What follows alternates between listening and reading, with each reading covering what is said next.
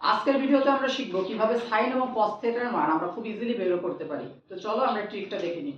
তো এর জন্য আমি 0 ডিগ্রি, 30 ডিগ্রি, 45, 60 এবং 90 ডিগ্রি এখানে লিখে নিয়েছি এবং এরপর আমরা এখানে 0, 1, 2, 3, 4 এটা লেখার পর এর নিচে হরে আমরা 2 বসিয়ে দেব।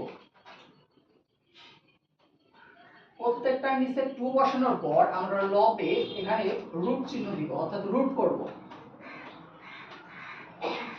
তো রুট করার পর এখানে 0 ডিগ্রি 0 এর পরে যদি রুট করা হয় তাহলে এখানে থাকে 0 এবং নিচেই √2। আবার এখানে যদি 1 এর উপর রুট করা হয় তাহলে 1 থাকে এবং তার নিচে থাকে 2। √2 লিখলাম এবং এই 2 কে ভাঙলে আমরা দুইটা √2 আনতে পারি।